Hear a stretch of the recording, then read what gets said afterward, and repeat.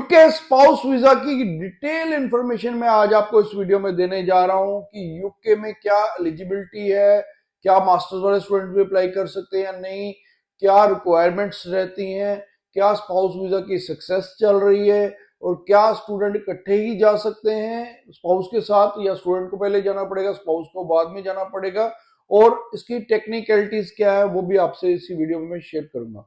Bells Overseas, the sound of your future. Hello everyone, मैं Kapil Bhatia bells overseas से। Bells overseas से आप कोई भी हमारे से क्वेरी कर सकते हैं, नीचे कमेंट करके हम हर कमेंट का आपको रिप्लाई करते हैं। तो बेसिकली यूके स्पाउस वीजा, पहले आपको पता कि यूके स्पाउस अलाउड था, कोई भी ग्रेजुएट अपने स्पाउस को साथ लेके जा सकता था, लेकिन उसके बाद यूके गवर्नमेंट ने स्पाउस बंद कर दिया था। लेकिन अभी भी स्पाउस अलाउड है। वो अलाउड किस में है? जो MRES प्रोग्राम है, यानी कि मास्टर्स विद रिसर्च करने के लिए जा सकते हैं। इसके लिए एलिजिबिलिटी क्या है कि अगर आपने बैचलर की हुई है और आपके आइल्स के कुछ यूनिवर्सिटी 6.5 बैंड मांगती है, कुछ यूनिवर्सिटी 6 बैंड पे भी एडमिशन देती है, और एक यूनिवर्सिटी है उसका नाम भी मैं आपको इसी वीडियो में बताऊंगा जो विदाउट आइल्स भी आज की डेट में एक्सेप्ट कर रही है। तो ये सारी यूनिवर्सिटीज आपको एलिजिबल तो है, मैं सारी यूनिवर्सिटीज के नाम भी बताऊंगा आपको। पहले आप समझिए कि यूके में अगर आप स्पाउस को लेके जाना चाहते हो तो यस, आप एक ही फ्लाइट में बैठ के जा सकते हैं, आपकी इकट्ठी फाइल लगेगी, इकट्ठे ही आपका वीजा आएगा, इकट्ठे ही आप ट्रेवल कर सकते हो। लेकिन उसके लिए कंडीशन क्या है? कंडीशन है कि जो मेन एप्लीकेंट है, जो स्टूडेंट है, वो ग्रेजुएट होना चाहिए। ग्रेजुएट स्टूडेंट भी कर सकता है, या अगर आपने यहाँ पर मास्टर्स भी किया है तो भी आप मास्टर्स, डबल मास्टर्स के लिए जा सकते हैं, क्योंकि आप मास्टर विद रिसर्च प्रोग्राम के लिए जाएंगे। रिसर्च प्रोग्राम क्या होता है? जैसे कि आपको पता है कि पहले जैसे बैचलर्स होता है, उसके मास्टर्स के बाद बहुत सारे जो PhD करते हैं, ऐसे ही कुछ मास्टर्स प्रोग्राम यूनिवर्सिटीज में है। जैसे कि यूक्लैन यूनिवर्सिटी है, उसमें मास्टर विद रिसर्च प्रोग्राम है, उसमें आप अपने स्पाउस को साथ लेके जा सकते हैं।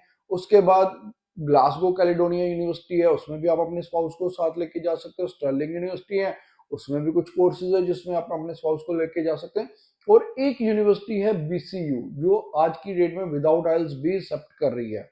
वहां पर आप बिना आइल्स के भी जा सकते हैं स्पाउस को साथ लेके। तो इन यूनिवर्सिटी का क्राइटेरिया क्या होता है कि इसमें ना एक मास्टर्स विद रिसर्च में रिसर्च पेपर साथ में देने होते हैं। ज्यादातर क्या होता है कि स्टूडेंट इतना अवेयर नहीं होता, तो कई जगह कंसल्टेंट भी आपके पेपर्स तैयार कर देता है। लेकिन एक आपको इंटरव्यू की प्रेपरेशन जरूर करनी पड़ती है थोड़ी सी, मेन एप्लीकेंट को, स्टूडेंट को। स्पाउस की इसमें कोई इंटरव्यू नहीं होती यूनिवर्सिटी लेवल पे, क्योंकि स्पाउस को तो सिर्फ उसकी कंपनी करने के लिए जा सकते हैं। तो यहाँ पर जो मेन प्रॉब्लम आती है स्टूडेंट्स को, वो मैं ये कहता हूँ कि जो एकेडमिकली लो स्टूडेंट्स हैं वो इस प्रोग्राम में ना जाए, क्योंकि इस प्रोग्राम को करने के लिए भी आपको जो स्टूडेंट बैचलर है या मास्टर्स है और जो उसका थोड़ा बहुत एकेडमिक नॉलेज अच्छी है वही कर सकता है। हालांकि इसमें फैसिलिटीज बहुत है, बहुत सारी यूनिवर्सिटी हैं जो 5 साल का, 7 साल का, इवन 10 साल का गैप भी ले रही हैं। और साथ में एक यूनिवर्सिटी में बता चुका हूँ, BCU, जो विदाउट आइल्स भी ले रही है।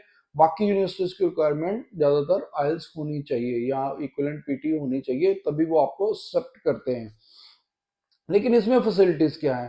फैसिलिटीज है कि देखिए, आप यहाँ पर 1 ईयर या 1.5 ईयर की मास्टर्स लेके जाएंगे, सिर्फ 1 साल की आपको स्टडी करनी है। उसके बाद 2 साल का पोस्ट स्टडी वर्क परमिट आपके भी मिलेगा और आपके स्पाउस को भी। पहले जब ड्यूरिंग स्टडी आपका स्पाउस फुल टाइम वर्क कर सकता है, यानी कि स्पाउस का 3 साल हो गए। जब मान लीजिए आप 1 ईयर की मास्टर्स कर रहे हैं तो भी स्पाउस के पास 1 ईयर, उसके बाद 2 ईयर का आपको जो वर्क परमिट मिलेगा, पोस्ट ग्रेजुएट वर्क परमिट, वो आपके स्पाउस को भी साथ साथ एक्सटेंड हो जाएगा। तो इसमें आपको अगर देखा जाए तो एक अगर स्टडी कर रहा है जो स्टूडेंट, उसको भी 20 आवर्स का वर्क राइट है ही है। स्पाउस फुल टाइम काम कर रहा है तो आप एक पर्सन जो आपका स्पाउस है वो वहां पर अच्छे पैसे अर्न कर लेते हैं, क्योंकि यूके में नॉर्मली जो वहां पर वर्क करते हैं तो वहां से 10 से लेके 15 पाउंड के बीच बीच में आपकी सैलरी लग जाती है पर आवर की। तो उसके अकॉर्डिंगली आप थोड़ा अच्छे पैसे अर्न कर सकते हैं। और यूके में अगर आपने स्पाउस वीजा के लिए जाना है तो अब मोस्ट प्रोबेबली सितंबर इनटेक की अवेलेबल है। सितंबर के भी एडमिशन हैं जो मोस्टली अप्रैल में फिल हो जाएंगे। इसके बाद मुझे नहीं लगता कि शायद मार्च एंड में या अप्रैल में ये फिल हो जाएंगी। उसके बाद सितंबर इनटेक में भी ये अवेलेबिलिटी नहीं रहेगी। तो जो यूके में भी अप्लाई करना चाहते हैं, जो ये चाहते हैं कि हम इकट्ठे ट्रेवल करें, तो उसके लिए बेस्ट कंट्री आज की डेट में भी यूके है। फिर भी अगर आपको स्पाउस वीजा को लेके कोई भी कंफ्यूजन है तो आप हमारे नीचे कमेंट कर सकते हैं, नीचे दिए नंबर पे कॉल भी कर सकते हैं। यूके का वीजा सक्सेस की जहां तक बात करूं तो वीजा सक्सेस बहुत बढ़िया है।